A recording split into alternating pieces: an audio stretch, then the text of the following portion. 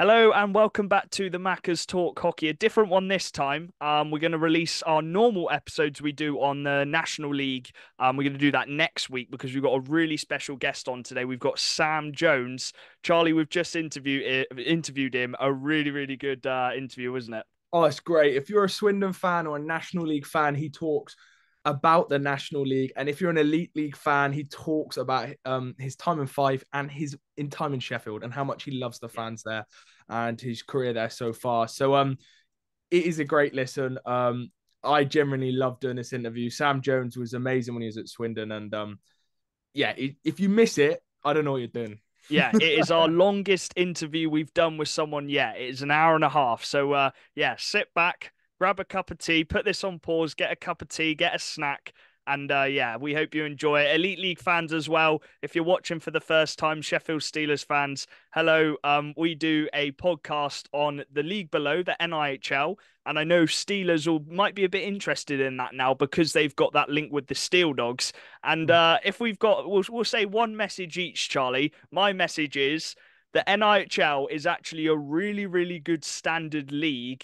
I know the Elite League is very high standard and you've got a lot of imports, you've got some good Brits as well. But I think the NIHL is very underrated for how good quality the league is. Would you agree, Charlie? Yeah, we love the NIHL. It's got a different type of offensive hockey. It's Yeah. not quite as tactical as maybe your guys. It's a bit let the skill guys be skill guys, which is why you see players like Kieran Brown put up so many points.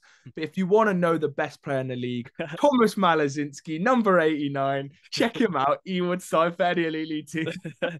He has had offers for loads of elite league teams, but his heart was in Swindon. And he's a Swindon legend for us, and he's our favourite player. But But we're enjoy the going off interview. topic. We're going off topic. We really do hope you enjoy this little interview with Sam Jones. What a guy! And we'll cut to it now.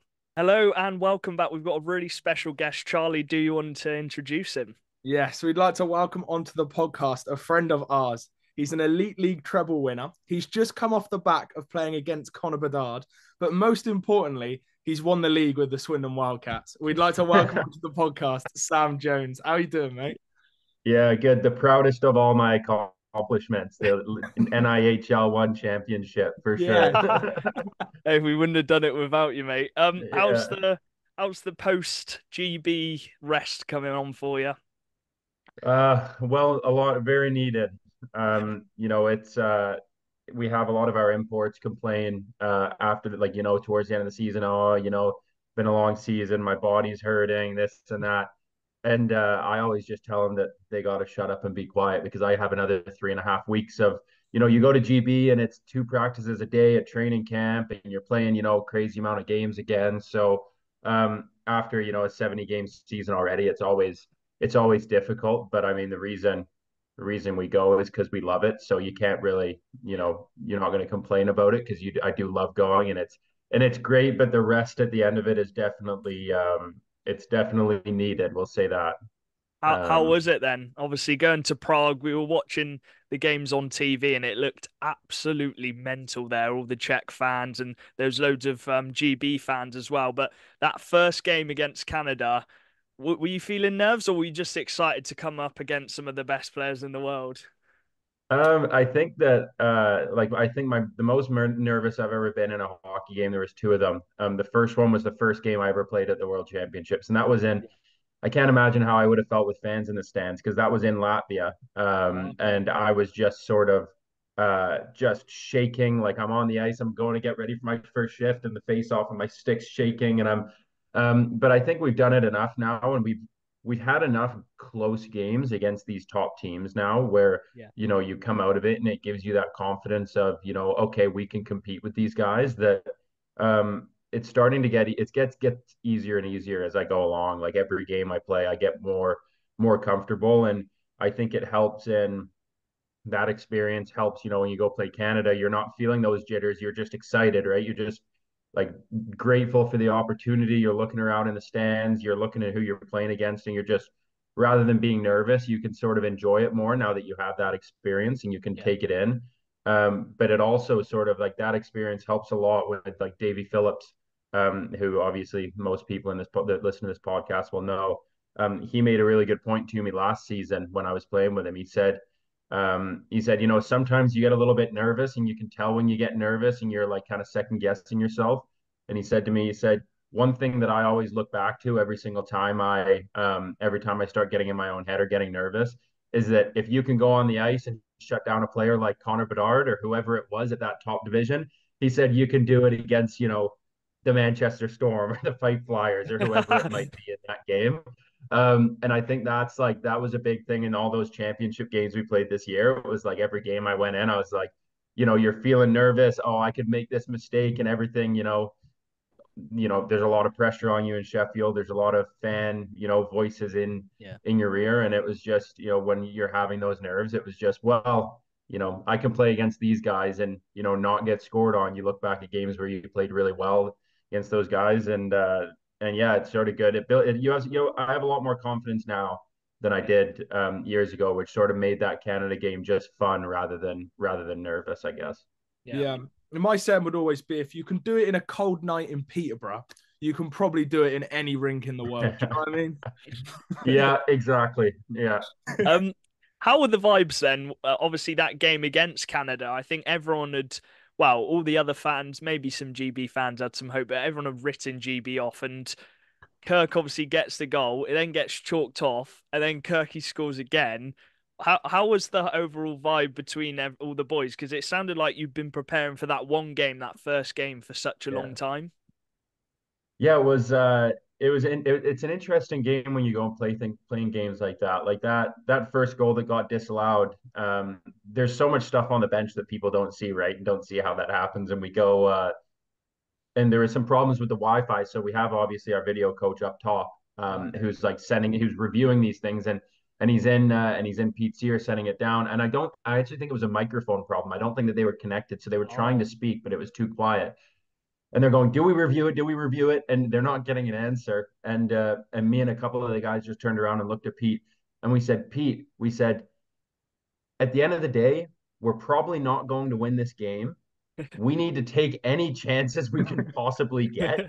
Like if there's a 50-50 chance, like Johnny Curran didn't think that he'd hit the goalie at all or didn't think he was in the crease. I think if that was NHL rules, they probably would have counted it as a goal because he hardly bumped the glove that was kind of on the edge of the crease and it went blocker side. So I think if it was other rules, they might have called it. But we said like we're probably going to lose this game anyways. We need it to take every chance we can possibly get. Like yeah. if we don't know whether it's a goal or not, we should just challenge it and hope that we get a bounce and we get lucky. And that was just sort of our mentality the entire time we played them. I think, especially compared to like maybe the Finland game, which obviously was a different story, but we were really really trying to take it to them a little bit, and we were really trying to take our chances. And I remember the whole game when we played Canada, they weren't chirping us at all. Like they're just sort of like you can't be the team that's that much better than Great Britain that's chirping at them the whole game and telling them they're terrible and this and that. And I remember what made us more fired up and what really made us go, all right, guys, we've got a chance in this game was after Benny scored that goal with about 11 minutes left. All of a sudden, every single guy on that roster started chirping at us, started trying to get in our heads, started trying to Really? get like, give it to us. And as soon as they started chirping back at us, they thought, oh, we're going to show these guys, like, we're going to, make them feel bad, get in their head. But as soon as they did, we walked back, we were skating back to the bench saying, like, they're rattled, like, we're in their heads. They think we have a chance here. Like, let's go. So it's like these guys are like, you're playing in the UK. You guys are terrible. Like, you guys, like, you don't make any money. Like, you're working as Domino's delivery drivers in the off season. Like, making comments like that, and we just loved it. We're like, we're in this game. And I think that crap penalty got given at the end, which was not a penalty. And if it wasn't for that penalty, you would have pulled the keeper and possibly pushed for another goal. And yeah, Oh it yeah, was a nuts game. yeah, it was crazy, and we pulled the goalie for about 2 minutes. Yeah, And I'm not saying that it was a realistically a close game, and we should have won, and we should have because at the end of the day, they doubled our shots. They were yeah. clearly the better team, but it was one of those games where anything could have happened, really. And I think that's the cool part about that game was just that it was a game where we felt like anything could have happened, and we felt like we could have been there. And that was almost, I think we put so much into that game. I don't think that the one thing about that arena, and a lot of these like big event center arenas, is people don't realize how hot it is inside those arenas. Really? Like it was, and where our dressing rooms were, you get the Canadians and the Czechs, the top seeds, they get like the really nice dressing rooms, and that are well ventilated. And we're normally shoved in the worst room, which is kind of like in a corner. So our dressing room felt like a sauna. So I don't think we put so much into that game, and everyone was just so fatigued. And I think the come down from that game was definitely what led to that Finland game the The next one, day. yeah. I just think it was fatigue. I think it was honestly, yeah, like we could have played better. Don't get me wrong. Like Yeah. we weren't great. There was a lot of mental lapses that we could have gotten, but I think that the high off that Canada game, as well as just how much you have to put into a game like that, following up with Finland, the second seed in the world, the next day was. That's the thing. It can very easy. You can play really well, and you can make it a relatively close game against those teams. But that's the difference between those guys and us, is that anybody can do, not anybody, but most people can pull something together for one game. Yeah. It's that the fact that they do it every single game, the entire tournament, the entire year. It's not like they're putting out their 100% when they're playing the British national team. Like they're putting out their 60, 70%, and we're putting out if we're not putting out our 100, we're gonna be on the end of a pretty embarrassing score line, which I know we were all just devastated after that Finland game, especially after such a good start. Yeah. Yeah. Let's take it back in your career to slightly earlier on. You kind of played in Canada your whole junior career, if I'm correct. Yeah. And you ended up in Milton Keynes in the EPIHL, the 5 Import League. How did you end up there, and what was that like? And how old were you at that point? So I was 18. I turned 19 that year. This is kind of an interesting story, and I don't think that many people have this sort of path in their hockey career that I had. So I went and I was playing in the BCHL that year. Like I had a really good year my last year of high Yeah. school, and I was playing in the BCHL. I signed in Penticton, who, for those that it's, as far as Canada Junior A go, I think we had 18 NCAA commitments. Like it's the best team, the best place to play within the country as far as like going to NCAA. So I'd Yeah. had a really good year. I went to Penticton, and I just went, and something didn't feel right. The coach wasn't having any conversations with me. I was playing, but I was only playing because there was injuries. That was really the only main reason that Gabe Bass, that was in Belfast, was injured for most of the year. So I was playing, but it was as soon as those guys came back, I was going to be out. So I asked for a trade it's coming about Christmas time. And the thing is about Canada is that in junior hockey is that you don't sign it in junior A, you don't sign contracts. So I don't really, there's this sort of hush hush where you don't sign a contract, but your rights are assigned to a team if you agree to play for them. But you Yeah. don't really know what you sign for, and you don't know what the rules are. You don't know whether you can leave to go to a different league, or it's just so confusing. So I asked for a trade, and I ended up getting traded out to Cowichan Valley, which is where I wanted to go. Yeah. The end of the season came along, and the coach in Penticton had said, "Yeah, we've traded you. You get what you want." I was threatening to leave. I said, "I'm going to quit hockey if you don't trade me." That was how much I wanted out of there. Wow. So they ended up sending me to Cowichan Valley. I go into my meeting with my coach at the end of the season in Cowichan, and I say, and he says, "Well, would you like to come back next season if we can get your rights back?" And I said, like, get my rights back. What do you mean by that? So it turns out at the start of the season in Penticton, we brought a guy in before the season had even started into Penticton for future considerations, which is basically like, you give us someone this year, we give you someone the year after. I had already been traded for the next season before the season in Penticton had even started, Oh, which is no wonder I felt like the coach wasn't speaking to me. He doesn't want to build a relationship with me because he already knows I'm traded for the next yeah, season. he knows you're So, going. so they didn't loan me out to they didn't trade me to Couch, and they loaned me to Couch and got my rights back and traded me as a part of this other deal. But because in junior hockey, it's a very, you can't ask, you don't have any rights. So I didn't see the paperwork. I didn't see any of this. I just had to Yeah. go off what I was told. Mhm. So that happened, and I was speaking to, like, when I was in Penticton, I was speaking to loads of like Division 1 schools. I wanted to go. My goal was always to go Ivy League, so I was speaking to loads of Ivy League schools. I went to Cowichan Valley, and they all sort of stopped responding. I think maybe the Penticton coaches weren't happy that I sort of forced their hand a little bit. I think they were probably trashing me to these, like, Div 1 schools, unfortunately. So after that, my rights got traded to Sherwood Park, and I was just so sick of playing in a meat market at the age of 18 years old, playing in a meat market where you don't have any rights. They can trade you anywhere at any time, and if you don't want to go there, they can just say, "Okay, too bad, you're not playing hockey again." Um, I didn't like that. So Yeah. my thing was, I wanted to play. If I wanted to get my university paid for, I'd played 2 years junior, like minor hockey, junior hockey in the UK. I was like, I think the way that I can do that and get a good wage and that is to go to the elite league. Or try to go to the elite league. So that was when Yeah. I came to Milton Keynes. That year was a really, really hard one. I think moving overseas Yeah. and living on your own at 18 years old and dealing with, not having any money. Like I was not making enough money to survive. Like I was really struggling. I was working at a coffee shop at David Lloyd, Oh, waking up at 5 in the morning to take the bus to my shift an hour away across town. Like it was just so hard for a lot of reasons. So I went to Milton Keynes. Um, I had a good, decent year personally. I played pretty well. I was playing yeah. top line minutes. But I came back and I decided, you know what, I'm done hockey. Like I was done after that year. So Wow. I wasn't going to play at all. And then my buddies that were playing in Summerland, which is just a local junior B team, it was a big step Yeah, down from yeah, where I was playing in the past. We're like, hey, come play with us for a year. It'll be fun. So I was going to university and I decided to go play with them. And me and my girlfriend were traveling, and that was when after that season, and we were just going to go to university in Victoria, which is on the island.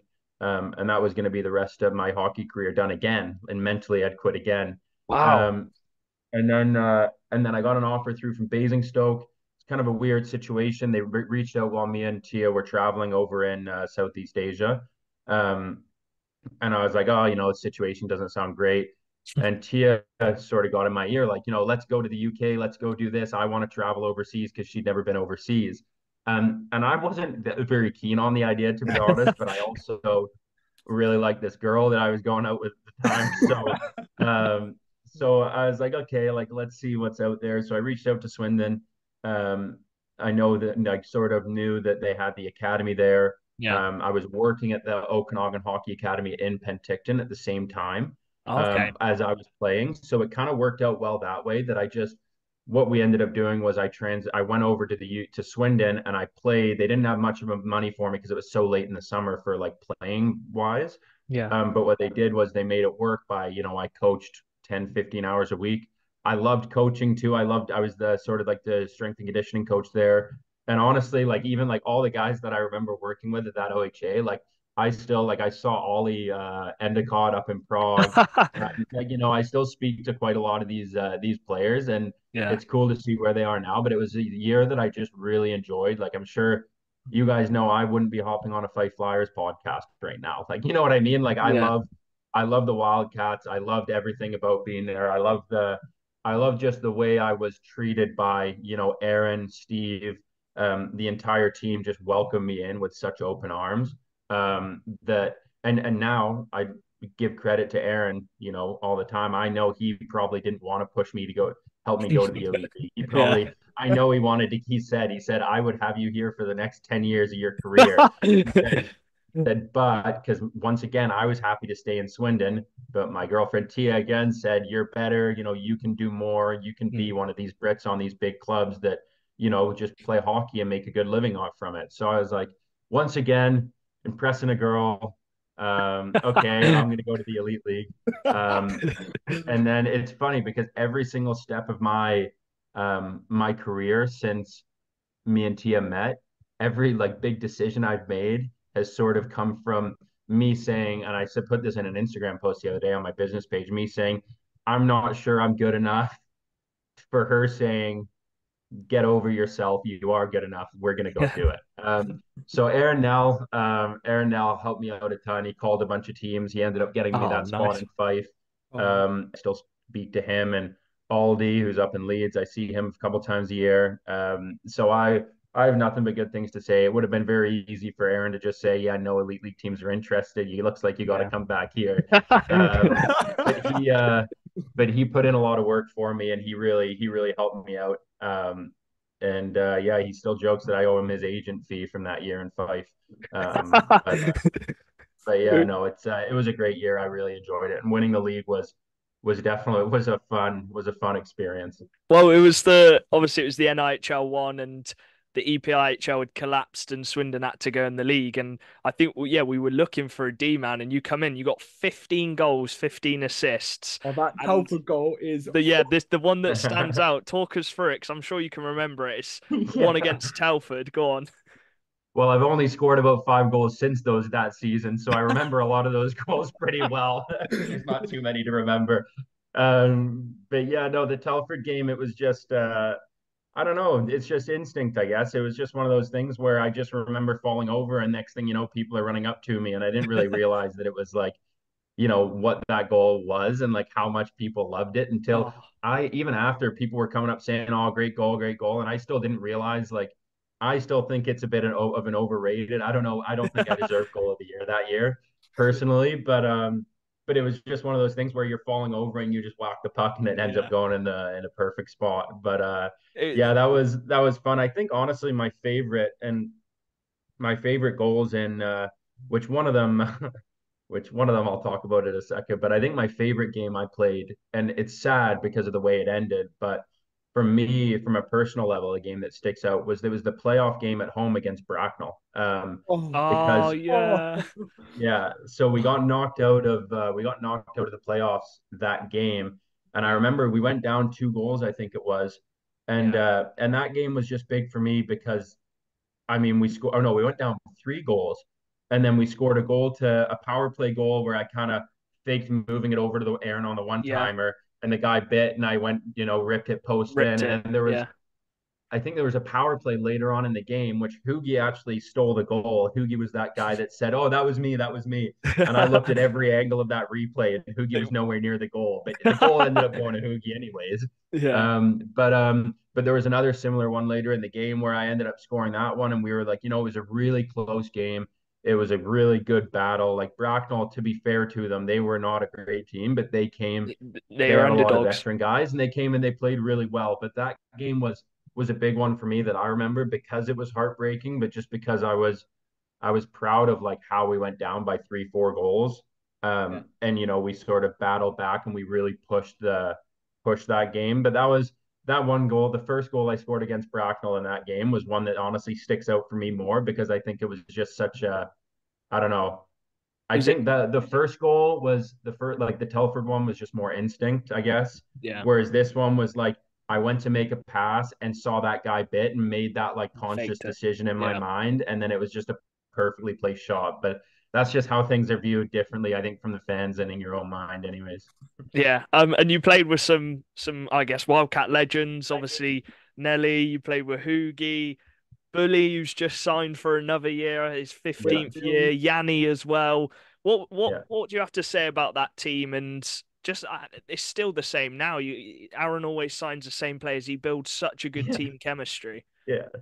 Well, there's like four. I think I looked at it the other week actually because I was looking at Hugh signing back, and I'm like, this is the exact same roster that was there when I was there. So I looked at last year's roster, and it was like even the guys that have been replaced, they've been replaced by guys I coached at OHJ, like Reed Sayers, Josh Shaw, like all these other guys. So it was Yeah. just funny that like it's essentially besides the imports, it's mainly the same team Yeah. you've added, like Posey. Glenn Billing. Yeah. But yeah, that group of Jonesy. guys, honestly, like I think the main thing was that we just had such a good time. Mhm. Like, and there's just like Aaron used to say, obviously we used to go to I'm sure you still, other guys still do go to the Harvey after every single game. Yeah. Yeah. Me and Eddie Bebris lived together and all that Yeah. we had a good time living together. We had so much fun. Me, him, Tia and Steph got along really well. Yeah. We just had so much fun. I remember at the start of the year, Aaron said like, you've got to go to the Harvey after the game and you've got to stay until 10 or whatever it was. And me and Eddie Bedress, after every game, would go to the Harvey and we'd be playing on the Sunday. It was a Saturday night. We'd play on the Sunday. We'd go to the Harvey and, a fan would have won the 50-50 and they'd put it behind the bar. And me and Eddie would stay there until midnight, 1 in the morning, drinking on the fans' tab. And, or, or like just on a general night, we'd stay there. We'd have 5, 6 pints. We'd get carried away. We'd be talking to you guys. That was the thing about going to the Harvey, which I loved, is that you So all got the to fans. meet all of these fans that you wouldn't normally get to meet, and you got to have like normal, real conversations with them. Me and Eddie would stay there, have 5 or 6 pints, be done by 11:30, and it went from Aaron saying, "You guys have to stay in the Harvey until 10," to "You guys have to be out of the Harvey at 10." They Yeah, changed the rules because me and Eddie, every single time we were there, we'd end up, me and Eddie and the girls would just end up staying super late. But it was just things like that that we just had Yeah. so much fun. And yeah, like we didn't take it. I didn't take it as I was younger. Yeah. I treated my body a lot worse than I do now. And because I was just doing it for fun, right? That was, again, it was going to be my last year until Yeah. I went there and loved it as much as I did. So I was just sort of doing it to have fun and to, do that. And we had a lot of fun. We'll say that. Yeah, But and it's now Eddie's probably, and now Eddie's playing as a defenseman, and me and Charlie yeah, absolutely love him indeed. So you yeah, know how big he is. He just his wingspan to just grab the puck off anyone. He can outmuscle anyone, and yeah, he's yeah. transformed into that D man. Yeah, I've not seen him play D, but I was absolutely interested to see how I would actually like to see watch him play a game because I Yeah, can't. he's good. He's not exactly he's a good skater, but he's like a fast skater, but he was never the most smooth skater. So I Yeah. just want to watch him try to skate backwards and see how that is, because that's the thing for me. Like, I've never watched him skate backwards in his life, and I can't. So I'd be interested to just watch a game and see I've how never he's seen back him there. get pushed off the puck. He outstrengths any player in the league. So Oh he's yeah, just a beast. Charlie, go on. I was just gonna say, I think from a fan's perspective, I was quite young that season, but it really did feel like as the season went on, you got better, but you also enjoyed it more. And by the yeah, end of the year, you just had a great time. And I think that season was fun, even though it was NIHL one. You go Yeah. to yeah, Cardiff Fire or whatever, but it was just a good yeah, fun season. And yeah, I think from Swindon fans' perspective, it's been quite cool seeing how you kind of came to us, and I had heard the story that you kind of fell back in love with hockey at Swindon, yeah, and then you kind of went out, and then now you're playing against Connor Bedard, and I think yeah, from a Yeah, it's Swindon so yeah, fan's cool. point of view, yeah. we find that so sick that you kind of had your breakout year with us, and then kind of went, all right, I'm Yeah. off to play Bedard in 3 years. Yeah. Yeah. Well, I think that year in Swindon, I think that the league, like, obviously was split 0-1 and 0-2. But I don't think that the league was as bad as people probably think it was. Like, the No, year that I was there, it was really like Invicta was bad, Milton Keynes Cardiff. were bad, but then like Streatham was like okay. Like, They were right. Yeah.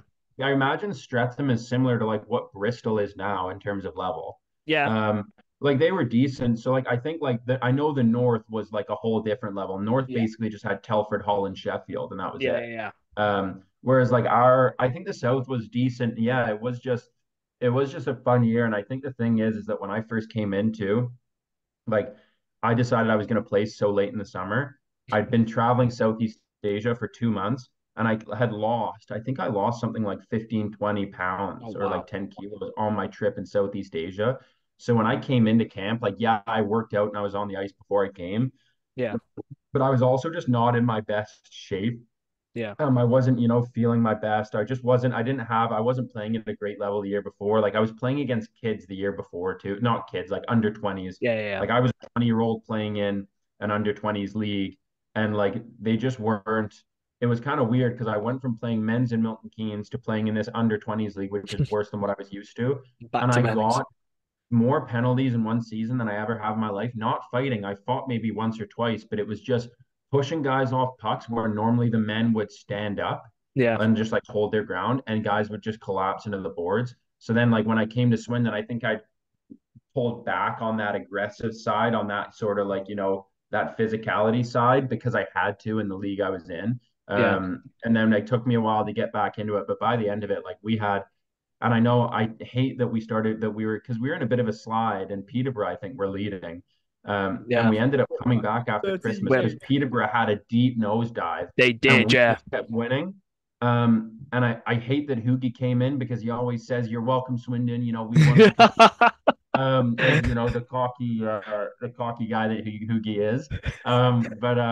But yeah, like we had a lot of fun, and I think that's the main thing. Like, even if I look at like this year's team in Sheffield, like the main thing is that we Yeah. just had so much fun whenever we got to the rink, and everybody just loved everybody else on that team. And you go, I think one thing people don't talk about a lot too is how important it is that all of the wives and girlfriends get along really Yeah, well. Because if yeah, you have that, like in Swindon, you have that because everybody's been around so long and everybody knows each other. yeah, But when you have a group of guys where you can hang out with all 20 guys and 15 girls or whatever, and it doesn't matter who you're speaking to at the bar, you're not at the bar thinking, oh no, I don't want to get stuck with that guy, or, oh, I yeah, don't really feel comfortable with this guy. Like when you can just have open conversations as open and conversation with this guy's girlfriend compared to your roommate. I think that was a massive thing, is that everyone was just so close. Like we'd go out together all the time.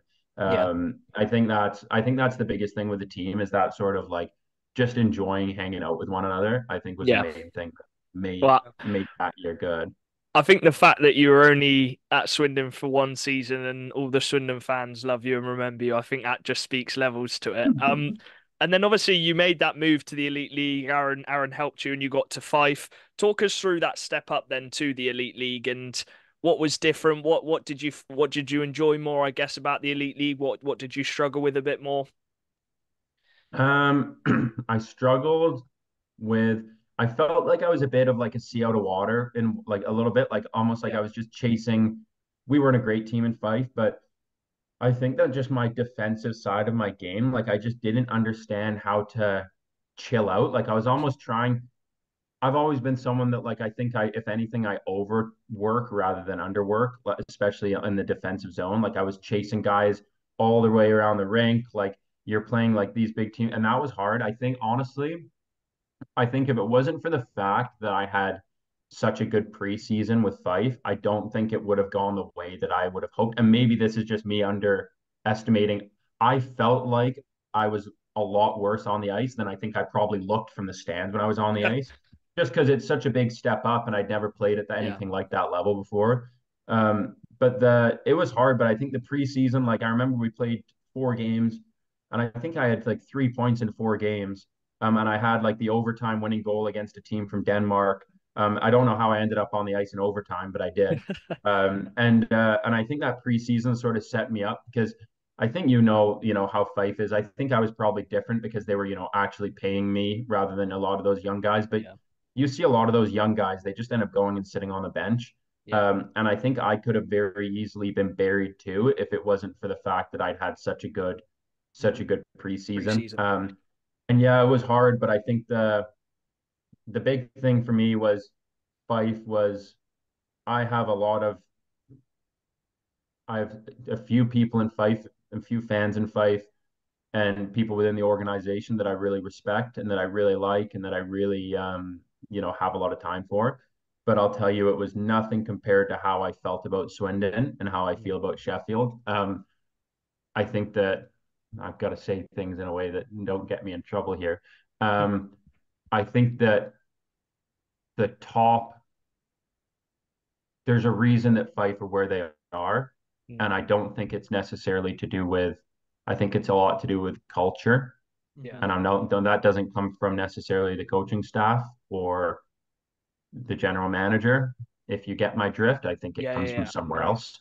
And those some of the things that happened while I was up in Fife, and this is where I struggled when I was in Fife, is some of the things that happened. I got injured, and the way that management handled that injury, like you would be shocked with the way that they try to do business around other people's misfortunes. Yeah. Like I'm going to be completely honest, there was a good chance I might have gone back to Fife after that season, just because I wanted somewhere where I was playing some power play minutes, I was playing loads, and as we talked about before, didn't feel like I was ready to make a big jump to Sheffield. Yeah. And I probably would have stayed in Fife if they had handled things during my injury A well. bit better. But like blackmail and things like that were going on while I was injured was just something that I can't believe an owner of an organization would do to a player that gets injured working for your team and putting everything on the line for your team. I just didn't think that was right. So because of how they handled that, I was, got out of there as soon as I could, really. Like I said, I made some great friends in Fife, but just the speed of the game was a big adjustment. And I also think the social side was a big adjustment too. I felt like I find British people and British players are sometimes easier to get along with. And I didn't feel like I think I probably isolated myself a lot in five too, because I felt like, I'm just a young kid that doesn't deserve to be there. And all of these guys have played in all these leagues and have all Yeah. this experience. I think I probably isolated myself a little bit as well. But yeah, I just didn't feel like I think all the guys were a lot older too than a lot of the guys in Swindon. Like there was a more young group in Swindon where I think our average age was like 31, Oh, or maybe so. Like it wasn't. yeah, It was an old team, so it was hard that way socially a little bit. But I still have great friends from Fife. I yeah, still have people I speak to my friend James Isaacs every single week, who's up in Edinburgh now. So I made a lot of really great friends, and I have a lot of really good memories from Fife. It was a great, right next to Edinburgh, right next to St Andrews, but that adjustment was definitely not the adjustment that I mean, I expected some differences in professionalism, to be honest, like a step down. yeah. But I wasn't really prepared for how things were managed, I guess. But No. but if it wasn't for that season, you wouldn't be moving on to Charlie. I'm guessing Yeah. this way you're going to ask. Yeah, you made it to what I believe, I'm not an elite league expert, but the biggest fan base team in the league. Yeah. They are a massive team in the elite league. They've got a massive fan base. So you made the jump up to a quite a crazy team. I think you got there in COVID, didn't you? In the elite Yeah. series was kind of your way Yeah. in, I'm guessing. Yeah. So I signed a 2-year contract right after the season of Fife. And Okay. then my thing was like it was funny every time I was in Fife and there was things going on and I knew that I didn't want to be in Fife for more than one season. I made sure whenever there was a big budget club that we were playing, I showed up and I played. Like I played well against every big team: Belfast, Nottingham, Sheffield, Yeah. Cardiff. Like I was always made sure I was on my game, like had 11 hours sleep the night before. And um, so I remember that's an interesting one. So we were playing Fife, and I remember the game. It was in October or November, and we were in Fife, and I was playing like a very good game, and I was playing physical too. Like I laid a couple people out. There was one guy like had to leave the game, a perfectly clean hit, but he left the game because he was like Oh disoriented. wow. I'm like just and their guys were getting in my face. I was giving it back to them. Like it was just one of those games where you're sort of I guess you feel like you're the center of everything that's going on. Like that doesn't Yeah. happen very often in my hockey career. But it was just one of those games where it was. And I remember speaking to guys about it now. Like they thought I was an import. So Sheffield thought I was an import in the elite league, and Danny Maurer apparently said like that Jones is British. Foxy sort of said no, like can't be. And then Danny said no, like he is. And then apparently they were on the bus ride home, and Ben O'Connor was saying like this guy, like you guys need to try to sign this guy. Like he's a diamond in the rough. Like he's this and that. And he That always, must be nice like to even hear. yeah, like Benny apparently really went to bat. He said, like, could you imagine if we had like next year we had me and Davey and Jones as three British D, and then we could go with like 11 import forwards, like how good we'd be. Like Benny's going off. Benny always talks about how Benny always jokes about how I stole his job because he put my name in there. He was, giving like Yeah. hyping me up, giving me, my info to Foxy saying we need to sign him, we need to sign him. And then as soon as they signed me and Davey, I think they went and sort of lowered his offer a little bit. Yeah. And then he ended up going somewhere else. So I think Very like hard Benny to always believe. jokes with me about it. Like, I got you your job and then you just stole it. Which is kind of funny. I always say, I'm sure it was nowhere near the same amount of money that we were on, Benny, but you can't really consider it stealing when I'm half the price. But yeah, so yeah, it was basically Danny Maurer and Ben O'Connor that they got me the contract in Sheffield. They were and Fox, we got the job done. It was pretty quick. It was pretty easy, and I've loved like Sheffield ever since. It's been I say like I don't want to. It would be similarly if I was ever to go back to the nil. Like personally, no offense to the nil, but I hope I'm not Yeah. in the nil again. Because for me, traveling all the way from Canada to play, I think if I get to a point where I'm at the point where I'm no longer able to play at a high level in the elite league or somewhere else, I'll probably just stay in Canada. Yeah. But I said if I'm ever going back to Swindon, I tried to come back to Swindon for that nil series. Aaron had already had a full roster. And then like Sheffield as well. I think if there's anywhere in the UK that, I want to play, if I'm like playing within the league, Yeah. I always want to be in Sheffield. Obviously, there's always the business side of things and the practicality side of things, but as of right now, like I love Sheffield. I think the city's sort of has become a second home Yeah. to me in a lot of ways. I've made loads of friends outside of hockey in Sheffield, just like I did well, not outside of hockey in Swindon, but like I know Andrew and Charlotte Phipps Yeah. from Swindon. Like them and their boys, they come up to Sheffield and watch games when Jazz is trying out for England or whatever. I'll Oh, go for dinner nice. with them, like just like connections like that I made in Swindon that I made in Sheffield, and just so many friends outside of hockey, Mhm. which has been a big thing, and just the whole organization like has treated me really well. So I don't have like, people will say, oh, I know some people have their opinions on the elite league and who's the person that's doing what and who's pushing these, the import limits and this and that. And what I'll say is that I think a lot of the times things are very misunderstood of where things come from, Yeah. and who's behind a lot of the decisions that are made. And I, from my perspective as a British player, I can't really imagine that there's better places to play as a Brit, because I was given opportunities. If I wasn't playing well, I didn't play, but that's a part of the game, right? Yeah. Like you can't come in and think, oh, because I'm a Brit, I deserve to play because you need me here. Like that's not how it works. Like they treat you fair. They treat you as they would treat any other import. And at the end of the day, if you're playing better than an import, there's been years where I've moved up to the first, second pair. My first year at the end of the year, I was playing 22, 23 minutes of games. And there's other years where I play less because in the roster, I'm not above other guys, and that's okay. But they've treated me fair. They've treated me well. They've not, tried to lowball me really because I'm British and things like that. They've been really great to me. And like I said, especially after, the events this year, it's Yeah. got a very, very special place in my heart anyways. So happy I ended up there. Oh, I know there's probably loads of things which has led to Sheffield winning the treble last season, but if you had to pinpoint just a couple things, how, how did it come about of Sheffield winning the treble and being the Yeah. best team in the Elite League? Yeah. I think this year was just something like when we first came in, we looked around the roster and we knew like we had guys that were just like after the first few weekends. Like I remember the year before we played our first 2 weekends of exhibition games, and we thought like we were going to be like a mid-table team because things just Really? didn't click. Like not this wasn't this year, this was the year Yeah, before. the year before. We thought, we're not as good as we were last year. We don't have, the same sort of depth, and we sort of had a feeling that we weren't going to be great. This year when we came in, I remember Davy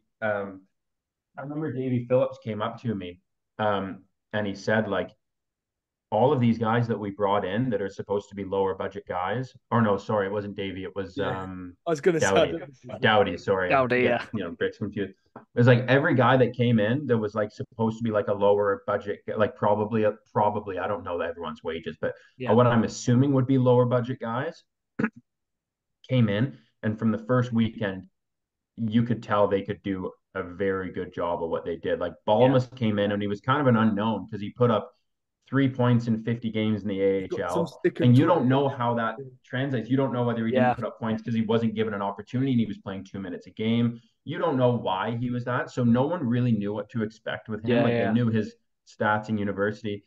And I remember the first practice, we were taking 2-on-1s, and he's just so deceptive in the way his eyes will look one way, his stick will be facing another way, and he'll come pull out some option number three that you didn't even know was there.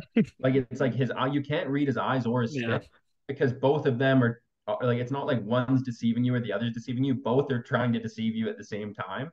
And I remember saying like this guy is the best player on our team, and nobody knew anything about him. And he came Yeah. in super last minute, and I said this guy's the best player on our team, hands down. It's not even close.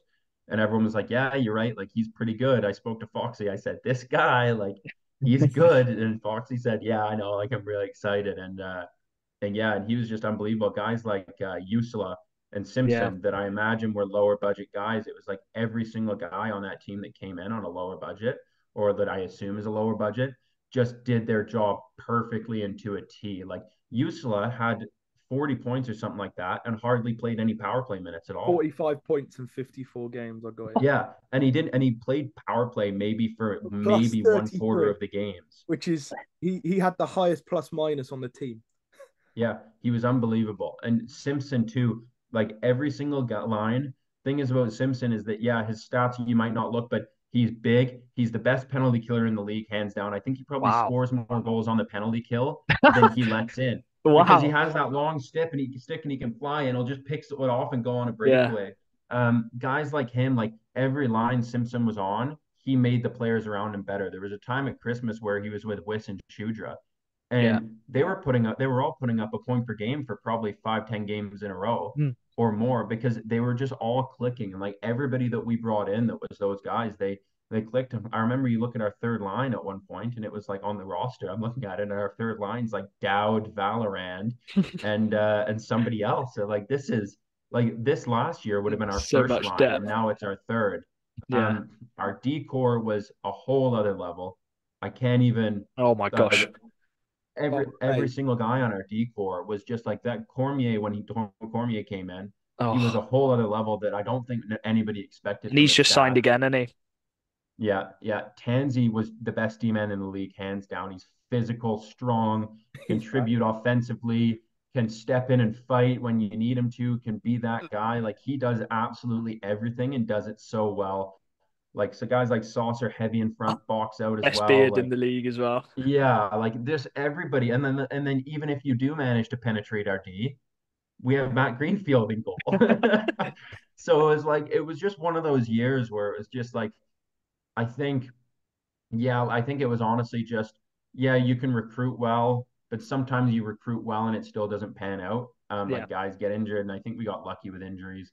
And I also just think that everybody on that team like was just so close partly because of everything that happened in October, which we won't get Yeah. into. Mhm. But I think that when I don't think that there's ever on a hockey team or in a group of guys like that, or really ever, where you can look around the room and say, I've basically seen every single guy on this team crying at one point. It's just Yeah. that vulnerability that you show with people just doesn't happen in the hockey world. Like you might speak to one or two guys on your team about things, but you're not speaking about it to the whole room. Whereas like I think that getting through that incident was everybody on that team was like we went to it, we did a couple of group therapy sessions, but I didn't feel like I necessarily needed more therapy. It was extremely difficult, don't get me wrong, but Yeah. my therapy, and I think a lot of our therapy, was speaking to each other. It was Yeah. like venting to each other, talking to each other about how we felt about it, about, going to bed every night, how you close your eyes and, what do you see? Like that sort of stuff, being able to talk about it and knowing that you have not only 20 players that are going through the same thing, but 15, 20 wives and girlfriends that also are terrified to watch their boyfriend or husband play hockey again after what they saw. Mhm. So I think that like everybody, like the wives, girls, the guy, everyone on the team, the staff, Foxy, everybody had this like respect for one another that we managed to push through that and came together. And we just had, I also think how Foxy and how especially Foxy and Dowdy handled that situation, I think made them, especially a coach that you obviously I've always liked Foxy. I do. I think he's, I really like him. I think he's a good coach. But I think that when I saw him handling that the way he did and how he was there for everybody and how he didn't pressure anybody to do anything before they were supposed to, but he pushed you just enough to get you back on the ice, but Yeah. not so much where you felt like you had to play. And after that, I think everybody in that room just were willing to go to battle for him, and we're willing to go to battle for everybody else beside us. It came to a big game, and you never had to worry about any guys taking a night off because everybody was doing it for one another, and everybody just loved each other and had so much fun. And yeah, it will go down as 2023 was probably one of the worst years of my life, if not the worst. 2024 for the first 5 months of it has been hands down the best 4 or 5 months of my entire life. Like winning 3 trophies, going to Prague, everything that's been going on since then. And it's all because of that group of guys that I got to share it with. It was just such a special group and such a special fan base. Like you see how, we have 3,000 fans waiting for us as we go on the balcony after we win a trophy. Like things like that are made it special. Yeah, I, Yeah. I, I wanted to touch on something because you mentioned something there, and the month of June is Men's Mental Health Month, and I think you touched on I'm something just which gonna get a tissue. I thought you touched on something which I thought was really powerful. And there'll be a lot of people watching this, Steelers fans, whatever, Elite League fans. If you're a bloke out there and you do struggle, I think what Sam says there is really important is speaking to your mates and being open and honest and vulnerable with your mates. Yeah. Because you talked about how you were able to cling together as a group of guys to Yeah. get through a scenario. And I think that's so powerful in the month of June as well. Yeah. And it makes you stronger being able to be almost vulnerable, if you know Yeah. what I. Yeah. And I think too, I think that there's this very big, I think obviously we have to end the stigma about talking about mental health because it is so, so important.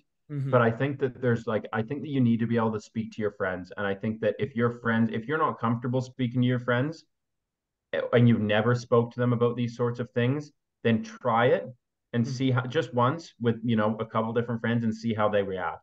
mm-hmm, If they're not supportive of you in those sorts of situations, mm-hmm. then they're not really friends worth having. Yeah. Like they're not. And I think that if you're too afraid to talk to your friends about things like that, I think that it's either probably a you problem and you think that they're going to react a certain way when they're not, Mm-hmm, or it's a them problem. If you mm-hmm, speak to them anyways in general, you can figure out who are really your friends and who aren't your friends. mm-hmm. Um, and I think um, and I think that there's also a very difference between, you know, speak because there's also research that's done that says that the more you speak about problems, Mm-hmm. the worse they become as Mm-hmm. well. So Yeah. I'm also not a fan. I also know people that have done this that are very, and this is just my perspective, Mm-hmm. that are very pro mental health and very pro this, and that's Yeah. great. Like I think that we need to speak about mental health, and I think it's an issue that people, especially men, can't speak about as much. But I also think that there's a very big difference between speaking to a friend in a time that you need it Mm-hmm. and then dumping on other people as Yeah. well. Like there's 100%. that fine line. Like I think that you need to be able to speak to your friends. Like, you're in a time of need and you're really struggling, and you don't have someone to speak to.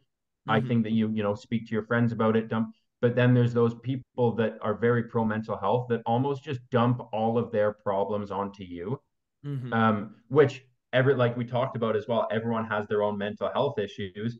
I've got my mental health issues, and yes, I can speak to a friend and help them, some like when they need it and this and that. But I also think there's the issue where every time you have the conversation with somebody, it needs to be about the things that are going wrong in your life, Yeah. Yeah. which I also think is problematic. So I think that there's this, I think a lot of people within this like mental health community that really support it, and I'm one of them, don't get me wrong. Yeah. I think that there's some people also take this, we need to speak about mental health and you need to be able to speak to your friends out of context as well, because this doesn't necessarily mean I'm going to speak to my friends every time I see them about how I'm feeling. Mm-hmm. No, it's about you reach out to your friends when you're in times of need. But if you're having things that are going to be constant struggles that you're going to need to speak about consistently for a period of time, then that can't be on your friend. You can't have your friend be your full-time therapist. You Yeah. can have your friend help you out when you're there, but you can't make your friend your full-time therapist, because then they no longer want to be your friend, because it's so much stress for them taking on your stress as well as their own. Yeah. Mm-hmm. Whereas I think that one thing is that speaking to like a mental health professional, I think is big. And I went through, early January, I went through some stuff after, that was sort of tacked on to the incident in October, where I was struggling big time, and I really was. And I speak to Tia about it. I spoke to a couple of friends about it, but at the end of the day, I took it upon myself that I Mm-hmm. can't dump this on them all the time. I need to speak to somebody. And I was fortunate enough that a fan in Sheffield helped me see a therapist for free because he knew what I was going through. And that was a thing too, is I reached out to Matt Greenfield, who's a close friend of mine, and he sort of put me in touch, and he got me sort of therapy for free through him. But you need to also realize when you need full-time help. And if every time you see your friends, you're thinking, I want to talk about this, I want to talk about this, I want to talk about this, that's, I think, should be your sign of like, okay, I need to speak to somebody that's a Yeah. professional because my friends aren't trained to handle this every single time we have a conversation. They're going to be there for you, don't get me wrong, but there's also that time and a place thing too. And also understanding that if we are having this mental health conversation, that being mindful of other people's mental health isn't just like being mindful of mental health isn't always just talking about your own. It's Yeah. about not dumping your problems onto somebody else all the time, which is Mhm. also something I think gets taken so out of proportion a lot of the time with like, oh, I need to be able to speak to my friends whenever I want about these things. And it's like, Mhm. that's true, but there's also this fine line between it. And I do truly believe that the more you talk about problems, a lot of the time, the more your brain gets wired to Yeah. think about those problems, the more you talk about it. So if every time you're talking to your friends and you Yeah. can't ever take your mind off it, then it just sort of continues to cycle. So there's a bit of both, and it's a really hard topic to navigate because some people are in a place where they need to go see a therapist and stop dumping on their friends. And some people are in a place where they need to speak to their friends at all about it because they won't Yeah. speak to anybody. So it's like trying to find, which is Find the why I always like balance. to give context as to like what I believe, because I think that some people will take it. Some people that already dump on their friends all the time will take me talking about, you need to speak about your mental health and then speak to their friends even more, which Yeah. isn't, Yeah. necessarily what we're talking about. Whereas there's some people that never speak out, that need to speak out just once or twice, that need the one message. So I think it's a combination of both of them really. Yeah. And it's just trying to, figure out where you are on that spectrum and trying to figure out what your next step is. Yeah. Mhm. I Thank you think for you've that. I think you've explained that really well. Yeah, Yeah. 100%. Thank you for that. And if anyone does need to speak, remember, take the advice which Sam's given there because it's a really important month. I wanted to talk about the Brits on that roster because I know there's a lot of Sheffield fans, and I wanted to talk about how Sheffield has helped develop some of these Brits in terms of Cole Shudder's first season in the National League, first season in the Elite League, sorry, Yeah. Whistle's first season, second season, and stuff like that. Yeah. And just how Sheffield's helped develop Ulrich as well. other players. Yeah, many Brits Finn here. as well. Yeah. Yeah. I think that, and this is the thing too, where I think that when I was talking about earlier about the organization, that I think Yeah, that yeah. I know the Steelers used to get a lot of sick. The problem was is that the bench size in the Elite League used to be 23. And that was the issue with it, is that you'd have guys come sit on the bench that weren't getting experience in the National League, but also weren't getting any time on the ice as well because they had like Yeah. a full extra line. Now I think it's not good the imports went up and the rosters went down. Don't get me wrong. I think that we could I also think that there's not enough credit given to how good the national team is because of the fact that we have such a high standard of a league. But that's Yeah. another conversation to have, right? Yeah. But I think that Sheffield are all have been given a lot of like shit because of the time when there was such a big roster and they bring guys on like apprentice deals and not play them. But I think that you look at how they bought the Steel Dogs and the partnership that they're trying to make. And I think that, people can say what they want, but the Steelers are a business and they need to win. Um, but having a partner, I think they're sort of showing, just like all of these big clubs in Europe do, is that having partnerships with teams on a lower level makes good business sense as Yeah. well. Like it's not just like I think that's the thing is that a lot of and it makes a lot of business sense for the long term for Sheffield. Like Mhm. they're not short-minded and thinking about right now. They're thinking about the future. And I think that's a problem that happens that's a lot in the elite league is that there's this short-sighted thinking, and I think that Sheffield are committed to developing Brits. And I think that this partnership with the Steel Dogs is a very good example of that. And I Mhm. think now, like that last year was obviously a disaster. I'll be interested to see how this year went. It Yeah. looks I a know lot there's a better lot going already. on Yeah, there's a lot behind of the good scenes talent that there. you guys have heard about and Yeah. whatnot, but I don't think that a lot of these issues are being caused by Steelers side. Yep. And I think that their intentions are good, even if they handled the situation maybe badly last year.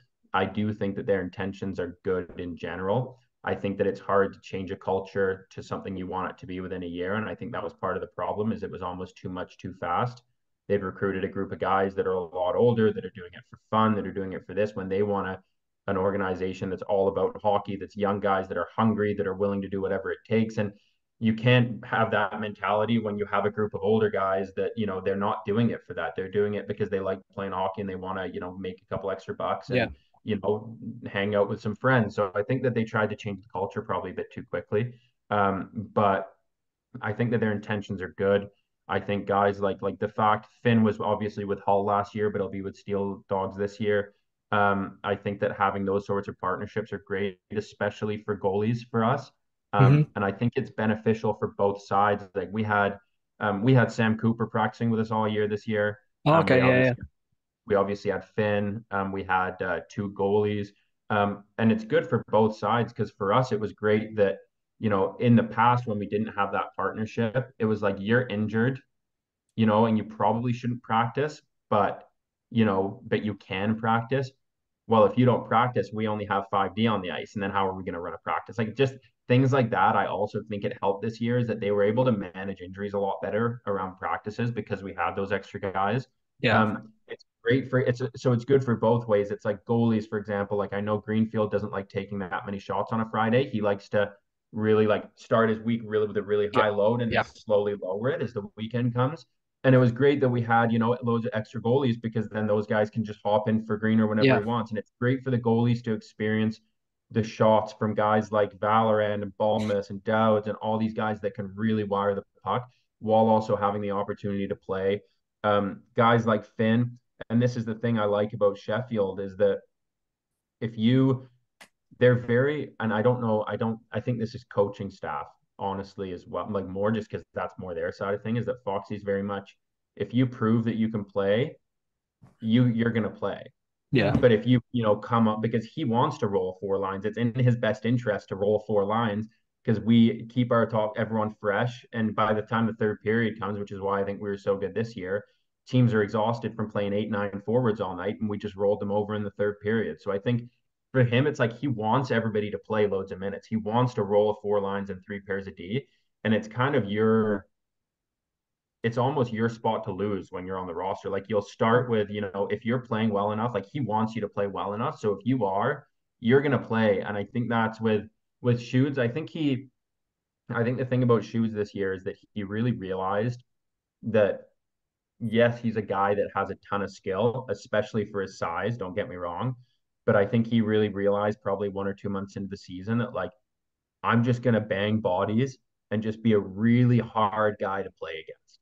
Yeah. And I think that was the biggest transformation for him because as soon as he started banging bodies, he created more space. He gained more confidence because he was making things happen out there. Even if, he's making things happen by laying somebody out and making defensemen scared, people would back off him. And that was really where things started coming to him on an offensive side of things too, was when he sort of started playing that really heavy two-way game and he did a great job and being able to go to the national team. After being in the nil last year, he went out there and same thing. He went out there. I'm sure you guys saw it. He did a job. He worked hard. People, He yeah. bodied.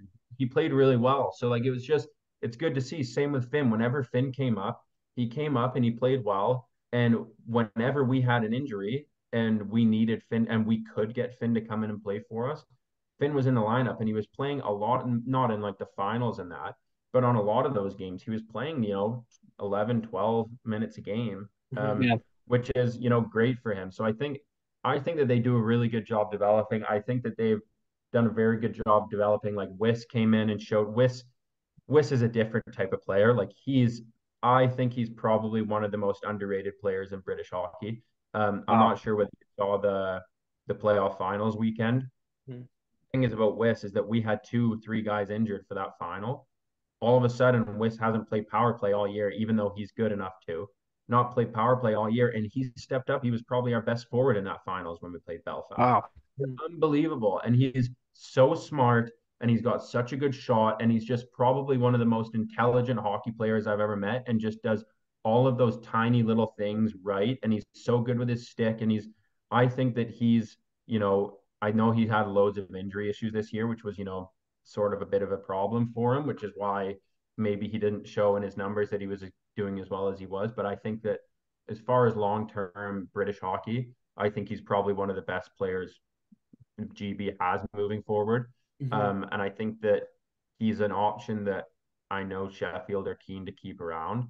Yeah. Because when guys like Doughty does retire, I think that he's one of the few guys that could step up to a top line role and replicate what Doughty has done. Yeah. Um, so I think they've done a really good job with all those guys. And me, Yeah. myself, And do you think I know there's that we could talk about for ages about the debate of a lot of younger English players stepping down to the National League, and I know you said that the National League is actually a really good level and it's good for them.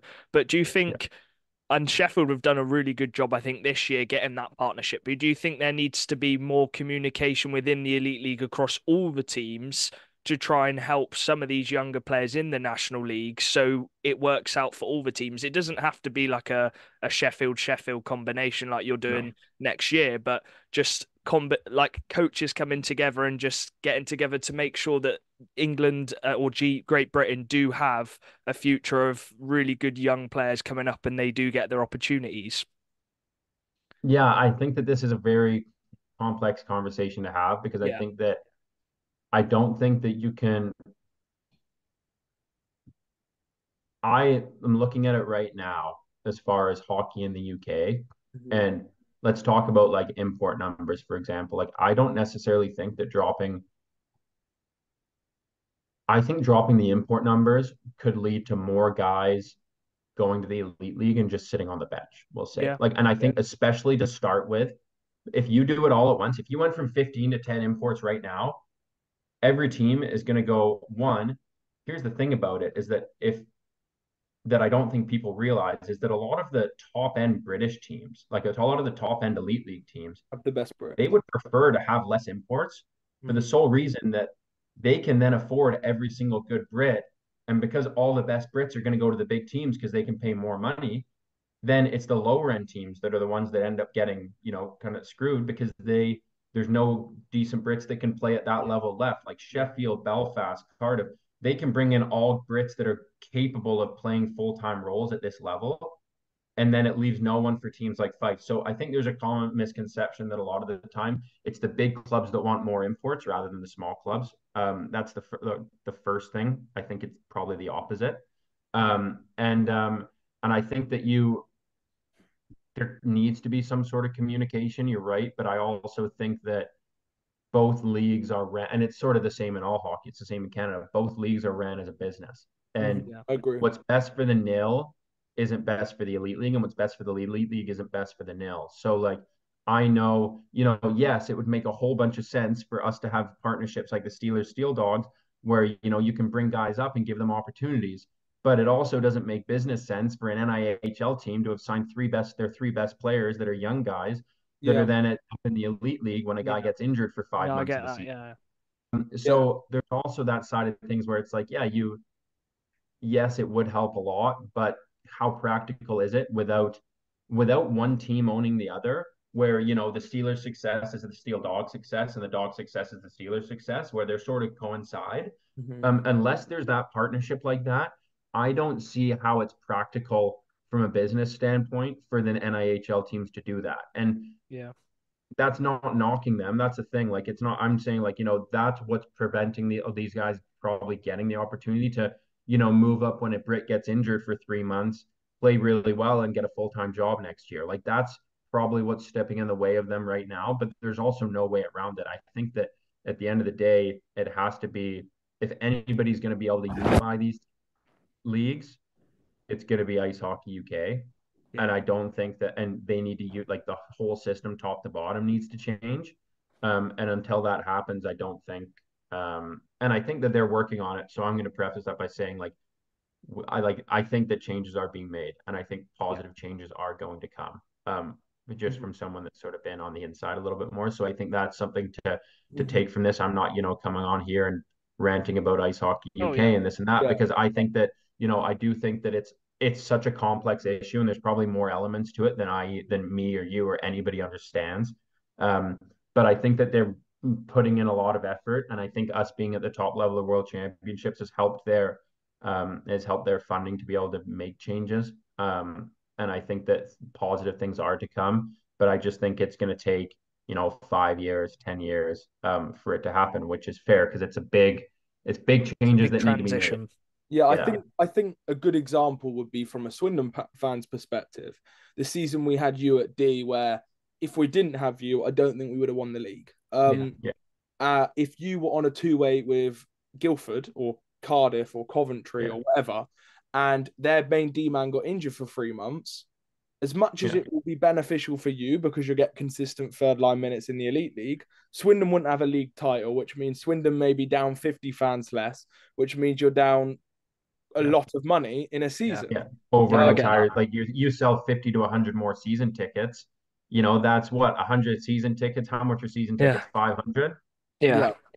Yeah, it makes That's, it's what is that? 50 grand? Like, Yeah, the I get only I way get that argument for the two ways. the only way it can be done is if the Elite League club two ways the lower player. As we've just seen in the Bristol Flynn Page, we discussed that before. That's actually a two-way signing. So if Fife have guarantees over Flynn Page, I'm not sure if they do. yeah. Fife can say, "Oh, Flynn, you're not going to play much today in the Elite League. You go down to Bristol this weekend, play top line minutes, enjoy your time there, get your legs unstiffened, and then next weekend." This import guy gets an injury. He goes, "All right, you're not going to Bristol now, Flynn. You're going to play for us." Where Yeah. the Yeah. Elite League team almost has control, it makes more sense for the two-way. And that's the problem though, is that the only elite league teams that are gonna have deals like that are elite league teams that sign Brits that they intend not to play in the first place. Yeah. Yeah. And Yeah. You know what I mean? So they sign them as it's like seventh at D that or point they 12th might D. as well be down there full time and get called up only when Bristol gives them the opportunity Yeah. to. Because, like, for example, let's just say like Sheffield aren't going to do that with a guy like me or Wiss or Shoods because we're playing, I'm playing 20 minutes a game, 17, 18. Wiss and Shoods are playing 13, 14. Like, they can't do that because they actually utilize those players, and that's the Yeah. problem where it's like Mhm. two-way deals. Yeah, they're better than Finn just playing full time in Fife, playing no minutes. But at the same time, is it better for him to Yeah. just play full time in Bristol, where he can actually be a part of a team full time? And Yeah. like that's the thing. It's just it's one of those Yeah. where I yeah. completely understand it. Yeah. We could talk about it for so long, but what's your kind of aims for the? You're only 26. You've got plenty years left in you in hockey. Have you got any aspirations to go play in Europe in the future, or what's the plans? Or are you just taking it season by season? Yeah, TBD, we'll say. Okay. So I think there's time to, leave and try something new.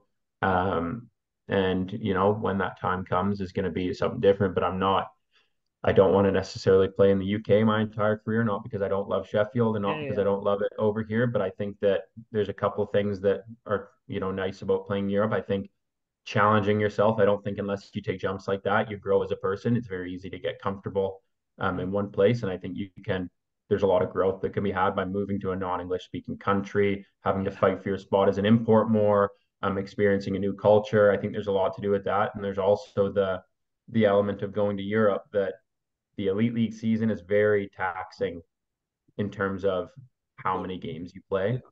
Um, and going to Europe, even if it was for 2 years in the middle or something like that, where you're playing, 50 games over the whole season instead of including playoffs instead of, 75, 80. That's a big difference because I was looking at it like with the Challenge Cup and like in Sheffield next year with the Challenge Cup, Champions League, let's assume they make the finals and everything, all that, it's 80 games Yeah. plus. So So many. with GB on top of that, which is another, probably 9 games, 10, Eight, 11, 12 89, games 90 every, games. it's too much hockey, right? And it's not like in the Elite League where a lot of the time, if you do go on a road trip, you're doing like 3 games in 3 days on the road and traveling around. Like, yeah, the travel isn't that far, but you're always there, Yeah. back, there, back, no matter where you are, which is probably the main, which makes the travel. So it doesn't look like it would be difficult on the surface, but I think just because you don't have those long road trips, it makes it harder. So there's the body side of things too, just giving yourself a bit more opportunity to rest and, Mhm. Yeah. And have you got any personal goals? You're 26. You've already won the best cup, which was the Swindon Wildcat one. Have you got any like goals which you want to achieve in your career? or have they kind of been My too far? thing, um, my thing, it was actually in my sixth grade yearbook, which is, I think it's a stretch whether this happens, but it's definitely a possibility.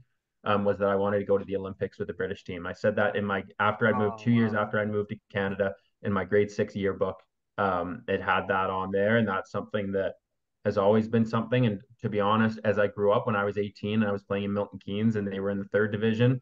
I thought about it and I was like, oh, that's a bit of a pipe dream. It's never going to happen with like where British hockey was.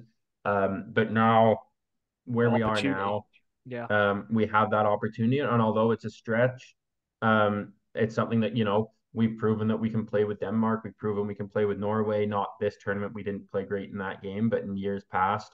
Um, and I think that we have it might not be, we're not going to be favorites. We're going to be the third choice of who's going to make that through. But there's also the opportunity to, which I think is something that's really cool. So honestly, that in August, that's a big thing for me. Is something that I want to do to do that. But as far as that as hockey, like as long as I'm enjoying playing, that's the main thing. Yeah, I told you I basically quit in my own brain three separate times. As Yeah. long as I'm enjoying playing, I understand now. And I think those times where I quit in my own brain gave me a lot of perspective of like, okay, there's more to life than hockey and I can enjoy life outside of hockey. That's fine. Yeah. Because I did. So I think as long as I'm enjoying hockey, it's just going to be, travel around, see different places, hang out with a great group of guys every year, and just enjoy the experience until it gets to a point where I don't love it. And that's the thing that I'm fortunate with, that I have my business on the side, which I do really Yeah. love doing as well. I actually I look forward to the off season, not necessarily so I can take a break, but just so I can spend, a significantly more hours working to grow this business that I've been doing for the last 4 years now. So I think having that perspective that there's more to life than hockey is big. And I think as long as I'm enjoying playing and Tia's enjoying coming over with me, I'm just going to keep playing. I don't really have any set time when I think I'm going to retire. I just sort of take it year by year. And as of right now, obviously we both really, really enjoy it. So we're just going to keep Yeah. keep playing and keep just trying to enjoy every year, really. Nice one. Before Charlie gets into the last question, which he always asks, do you want to just Yeah. explain to the people who don't know, what business you run and yeah, just a little bit about it? Yeah, so we do. It actually started after my Fife year. So I obviously worked at OHA, as I mentioned before, as a trainer in Penticton in the UK. I was running junior sessions in Fife, and I worked at within the OHA organization for 6 years, doing their dryland stuff in the summers, and in season for 2 years, and then the summers for the other years. So I was able to consult with so many amazing people on how to properly train. We had NHL strength coaches, KHL strength coaches coming in to sort of like consult with the organization as a whole with how we were doing things. So Yeah. our team, our physio, our head of the department was the Team Canada Women's Physio. Very successful, very high end people. And I was just fortunate enough to have gotten so many reps and sort of figured out, know what I was doing, learn from all of them. I came to the UK and I was in Fife, and some of the British guys that would come up and train with us, and you see them in the gym and they just don't know what they're doing. And that's fine because it's not on them. They've never been taught, right? So Yeah. that was the thing I sort of wanted to do. Was when I first started the business, my goal was to make training affordable for people in the UK, and not just regular online training where people will send you a program and say, get on your way.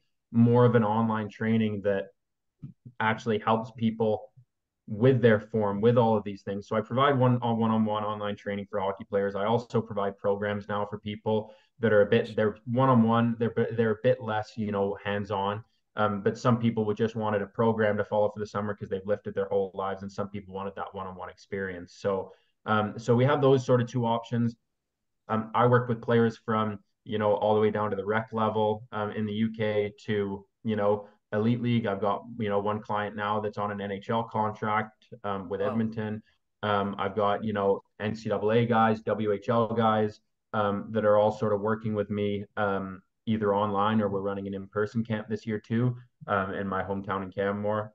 So yeah, I worked with, a lot of British clients. I've worked with a lot of guys that have been, on the national teams. I think I have four probably under 18s or under 20s national team players on right now.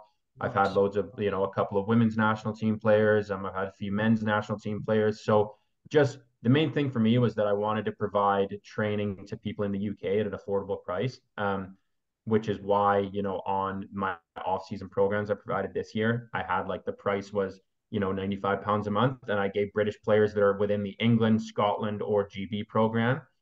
Those are the players that I wanted to target, that I wanted to help. That's always been my demographic that I get a lot of, reward from doing, because I see that being the biggest issue within the UK. So I give them all like a 40% discount on all my, the Yeah, off nice. season training, which is just sort of for me, like I said, my goal was always to provide. Now we're getting bigger, and we're branching out into a lot more North America as well, and a lot more over in Europe. We have clients in Hong Kong, Oh, Finland, wow. Canada, US, Russia, Sweden. Like I have clients all over now, which is great. But I think the reason I started it was for the Brits, and then it's just sort of grown into something more. And I think that the reason I wanted to expand a lot more into North America, and sort of my branding was always focused on the UK in the past. And I think I sort of switched from branding to the UK to branding to Canada. And the reason being is I think that if people see a guy like myself that's come from the UK that plays on the national team, training very high end players over in North America, I think it sort of gives them a little bit more context of like, okay, this is something that's important. This is something that if these guys at this level see value in, I should be investing in this as well. So I sort of stopped marketing to people in the UK. Like my brand message wasn't as much to people in the UK, but I feel like it's for the benefit of hockey in the UK as a whole, because I think that if I can show that, I'm working with people in all of these leagues and all of these different places, that it can sort of get to the minds of British players that, okay, this is important and this is something I need to do, which has been Yeah. sort of my ultimate goal from day one. Yeah. Mhm. And your Instagram, just for anyone, if anyone is listening, is Sam Jones Hockey Performance. So go Yeah, give them a yeah, we follow. rebranded recently. Yeah, Yeah. I know you've not signed for next season, but we we don't know what's gonna yeah, happen. But go on, Charlie. yeah, Yeah, first of all, I love the fact that you're helping British hockey players. There's a gap there. We talk about it a lot. We're like, how are we going to develop British hockey players? And I yeah, love the fact that you're being part of the solution and not a problem, yeah. which is always lovely to I see. appreciate it. There'll be two types of fans watching this podcast. And so I'm going to get you to give a message to both of them. All right. Can you give a message to the Swindon Wildcat fans? And then after that, give a message to your boys in Steelers. Steelers, yeah. Message to the Wildcats fans. Just that, I loved my time there. I loved every single one of you that supported us every single week. And it's not always about the fancy arenas and the big, the really big crowds or anything. It's about the people that are surrounding you. Yeah. And I think that you're lucky to be a part of, even as a fan as well. Be a part of a club like that does care about the fans and does want what's best for you and want to put out a good product on the ice every week. So it's just keep going, keep supporting all my good friends down there, because I know they all love playing in front of you every single week still. And yeah, as far as Steelers fans, just it's been a hard year for everybody. It's been a very good year and a very bad year. And that, obviously we've had our times where I'm probably not your favorite guy in the world. But despite all of that, at the end of the day, it's sports. And the way that every single fan got behind this team this year, got behind, people that were really struggling and showed their support, when we came back to play and we didn't feel ready.